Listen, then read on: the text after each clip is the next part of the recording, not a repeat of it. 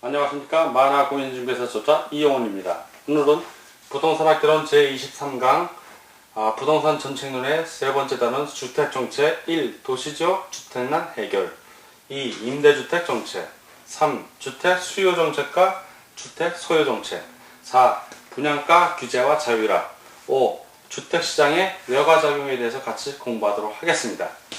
자, 먼저 도시지역의 주택난 해결, 농촌지역의 주택난 해결은 왜 없냐? 농촌지역의 인구가 자꾸 줄기 때문에 주택난 해결보다는 농촌지역의 인구를 유입해서 경제적으로 윤택하게 살 수 있는 걸 고민해 줘야 되고, 우리는 부동산학개론에 있어서 도시지역에는 인구가 자꾸 유입되다 보니까 주택 질적 문제, 양적 문제가 발생을 합니다. 과연 어떻게 정책을 펼쳐야 도시지역의 주택난을 해결할 것인가? 심각한 문제입니다.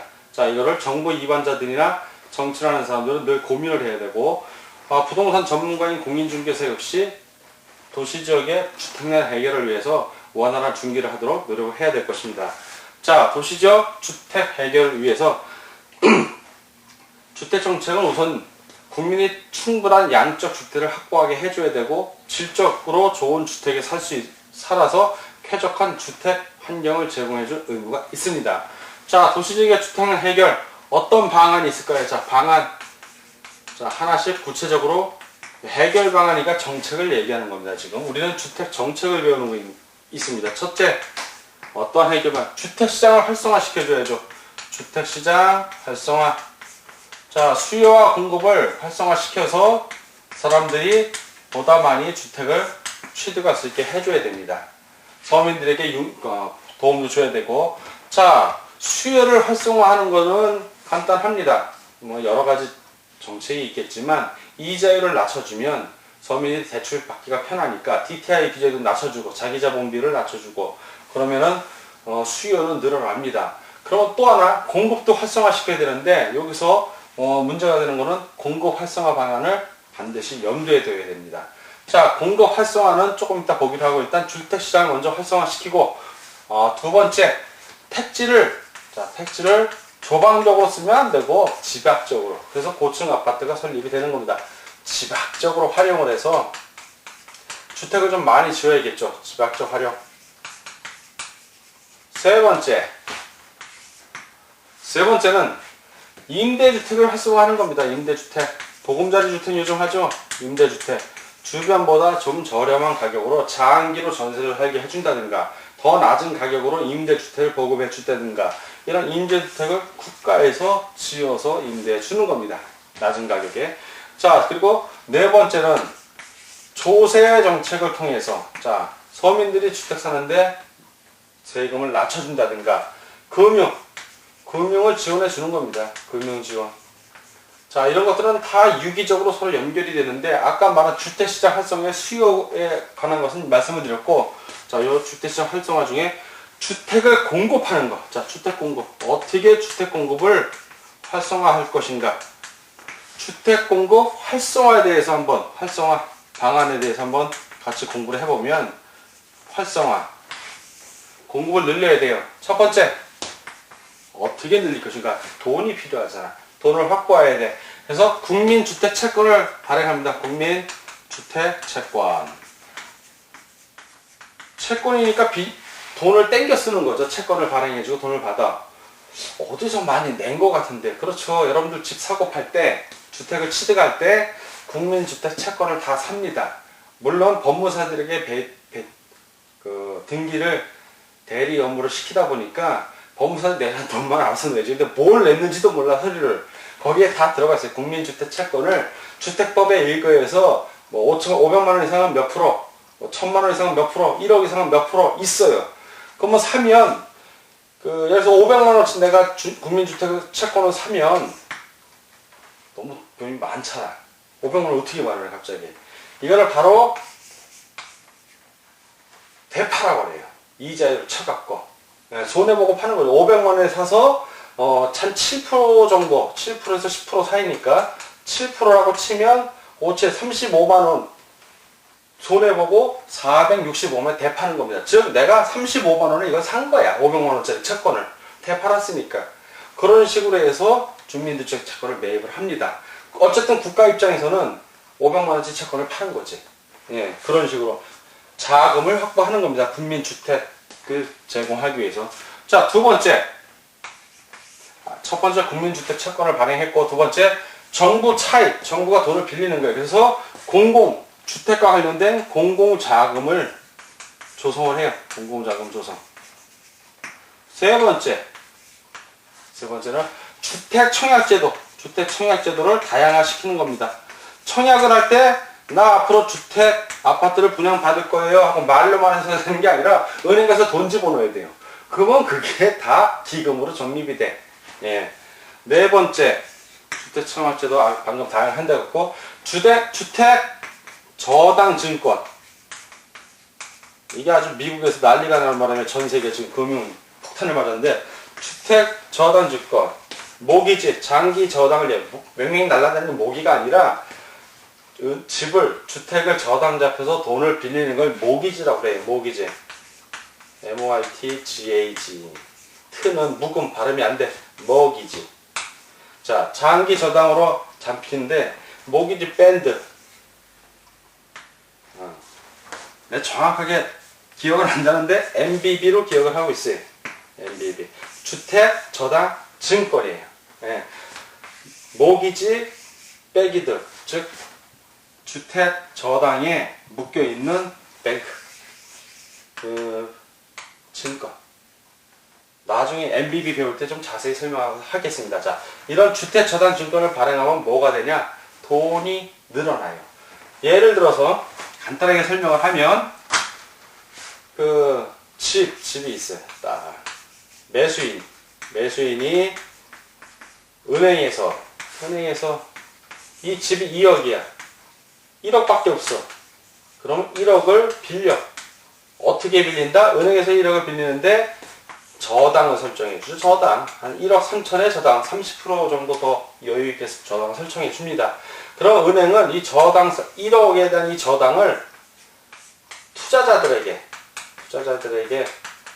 한국주택금융공사입니다. 우리는.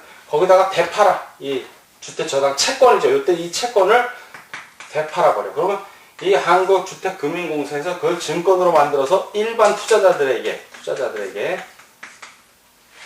되팝니다. 이 관계가 이렇게 되팔 때 돈이 오고 가고 현찰이 오고 갈 때 그 자금이 유동화, 돈이 현금화되는 거죠. 이 묶인 돈들이. 그게 바로 주택저당 증권입니다. 이걸 활성화시키면은 자금이 풍부해져 갖고 국민주택을 짓기가 수월해지죠. 근데 이게 문제는 뭐냐면 이 매수인이 이자를 꼬박꼬박 갚으면 문제가 없는데 뭐 한두 명이 이렇게 못 갚아서 경매에 한두 개 들어가도 상관없는데 어느 날 이 사람들의 한 반 이상이 나 못 갚겠다 하고 뒤집어진 거야.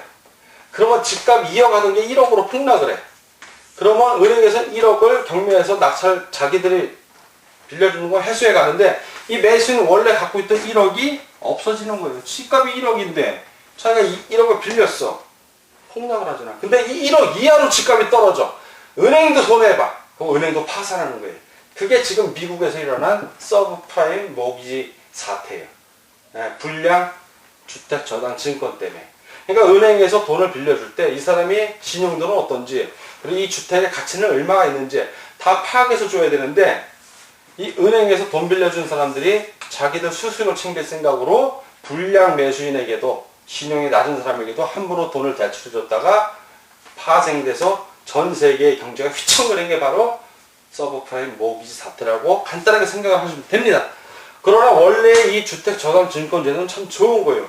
이 사람이 늘 월급 생활을 한다든가 일정한 벌이가 있으면 은행의 이자를 갚으면서 장기적으로 자기 집을 마련해서 좋고 은행들은 주택저당 채권을 한국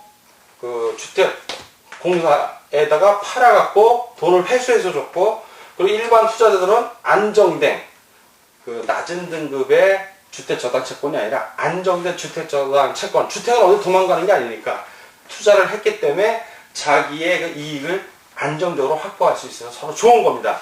좋은 취지로 보면 좋은데 애초에 이 매수인들이 신용도가 높고 이자를 잘 갚는 사람이 문제가 없는데 그렇지 않았을 때는 이 파급 효과는 여러분이 아시는 바와 같이 아주 엄청난 파급 효과로 옵니다. 자, MBB 주택처상증권에 대한 거 방금 간단하게 설명을 좀 드렸고, 자, 다섯 번째는 주택 복권이에요. 복권을 만들면 복권을 사죠, 일반 사람들이. 그래서 1등한 사람은 얼마 주고 2등 얼마 주고 남는 돈 한 50% 이상 남으면 다 국가로 들어가요. 뭐 그 돈 갖고 뭘 하냐? 국민주택기금에 활용을 해서 씁니다. 자, 그리고 분양가를 자율화해 주는 거예요. 분양가를 자율화해 주면 공급하는 사람한테 이익이 많으니까 주택 공급을 늘리려고 그러죠. 자, 반대로 분양가를 상한을 분양가, 아파트를 분양하는데 이 분양하는 가격이에요. 분양 가격을 자율로 두면 가격을 올리든 내리든 분양하는 사람 마음이란 말이야. 그러면 가격이 분양이 잘 되는 지역은 가격을 올려서 분양할 것이고, 안 되면 좀 낮추면 되는 거예요. 그러면 자율적으로 시장에 공급이 늘어나는 거고, 분양가를 일정 가격 이상으로는 받지 마라. 요 최대 이것만 받아라. 이거는 주택 가격 안정화 대책이지 주택 공급 활성화 대책이 아니에요. 상한제는. 그거만 이제 기억해 두시면 됩니다. 자, 두 번째, 임대주택 정책에 대해서 좀 알아보도록 하겠습니다. 임대주택 정책. 임대주택은 개인이 임대하는 그런 임대주택이 아니라 국가에서 임대하는 임대주택을 얘기하는 거예요. 자, 임대주택, 개인이 사적으로 임대하는 시장도 있잖아요. 그쵸? 자, 그거 생각하면 임대주택 정책은 두 가지 면으로 발생을 하는데, 정부가 직접 임대주택을 공급하는 경우, 정부가 공급하는 것, 그리고 사적인 임대주택 정책이 있어요. 사적인 시장에서. 자, 정부가 임대주택 공급하는 것도 임대주택 정책이고, 사적인 임대주택에 대해서 어떤 정책을 펼치냐면 두 가지 정책이 있어요. 하나는 임대료와 관련해서 임대료를 규제. 하나는 임대료를 보조해 주는 정책이에요. 자, 규제와 보조는 엄연히 다르죠. 규제를 하는 경우에는 역시 왼쪽에는 가격, 오른쪽에는 수요량, 공급량을 적어봅시다. 가격, 수요량, 공급량. 자, 임대 수요, 임차인들을 얘기하는 거고, 임대 공급, 임대인을 얘기하는 겁니다. 시장에서 어떤 가격이 결정이 되고 임대량, 균형량이 딱 결정이 됐는데, 국가가 이 균형 가격 이상으로 임대료를 상한을 딱 규제를 주면 아무 문제가 안 발생해요. 어차피 가격이 이건데 이 이상 받지 말라니까 그 이하로 받고 있는데 의미가 없어. 근데 이미 결정된 가격보다 낮게 결정을 해버리면 문제라는 거예요. 이렇게 낮게 결정하면 뭐가 발생한다? 초과, 수요가 이미 초과해버려. 가격이 올라가야 되는데 못 올라가고 있어. 그러면 기존에 있던 임차인들은 이사를 안 가려고 그러죠. 새로 집을 구하고자 하는 사람은 집이 없어. 그러면 뭐가 발생하냐? 음성비용, 프리미엄이 발생하는 거예요. 즉 기존 임차인들은 이동을 거의 안 하려고 하는 문제가 발생해요.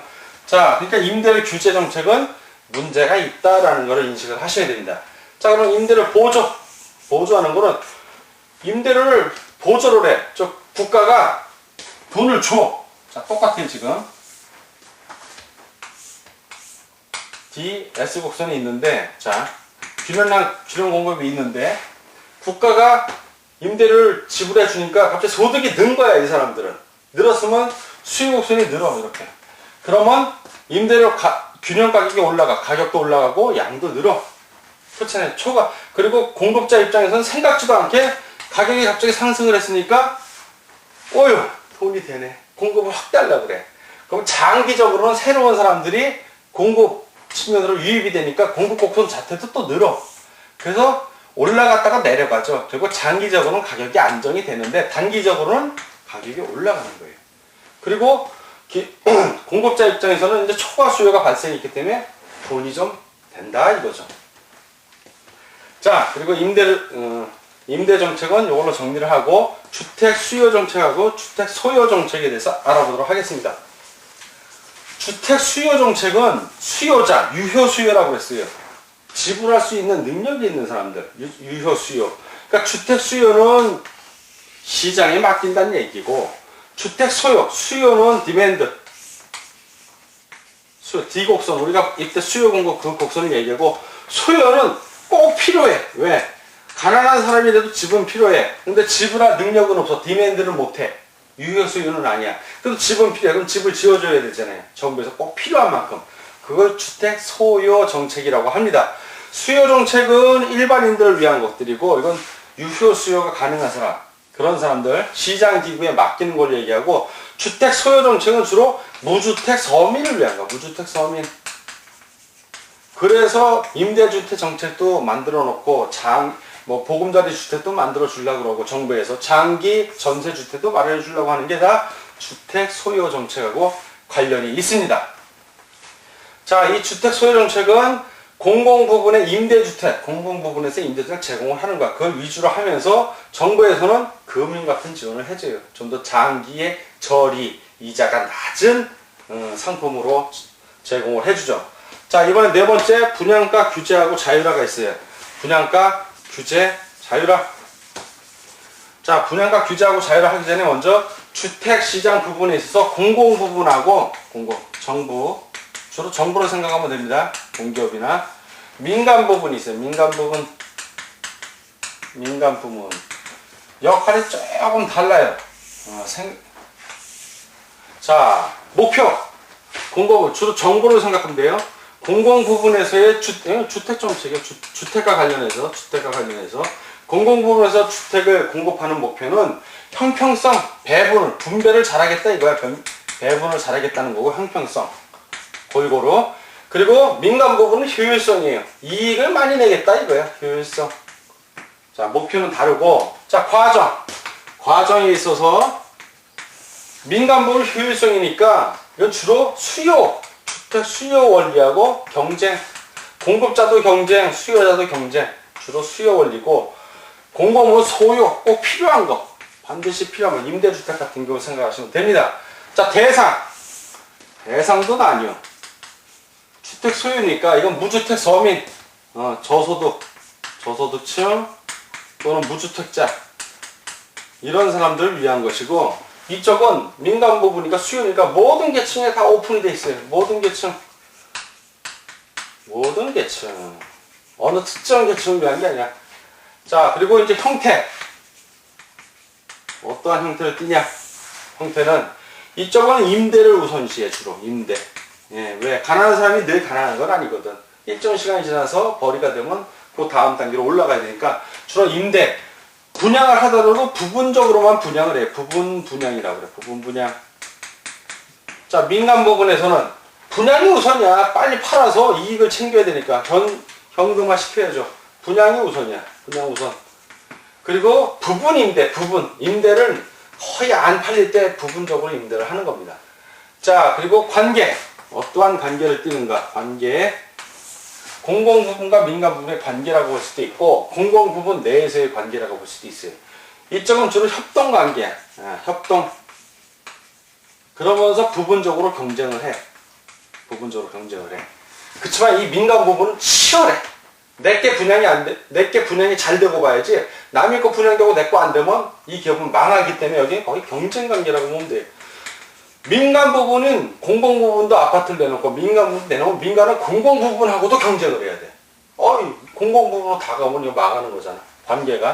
자, 지원 어떤 식으로 지원을 받냐? 지원을 하거나 지원을 받는 부분. 여기는 국가에서 직접 지원을 해주기도 하고, 금융 지원을 잘 해주죠. 금융 지원. 자, 민간 부분은 주로 여기도 직접 해주기도 해. 주택 장기 모기지 대출을 해주니까. 그런데 주로 간접 지원을 더 많이 합니다. 간접 지원. 이런 식으로 공공 부분과 민간 부분이 있는데, 이거는 주택 수요 정책과 소요 정책이 대별되는 걸로 나뉘기 때문에 이렇게 구분을 한 겁니다. 다음은 분양가 규제하고 자율화에 대해서 같이 공부하도록 하겠습니다. 분양가. 자, 아파트를 분양하잖아요. 아파트를. 건설 기업에서, 건축회사에서 아파트를 지었어. 자, 아파트를 딱 지었습니다. 그래서 분양가를 자율화할지, 규제를 할지, 국가가 결정을 해야지.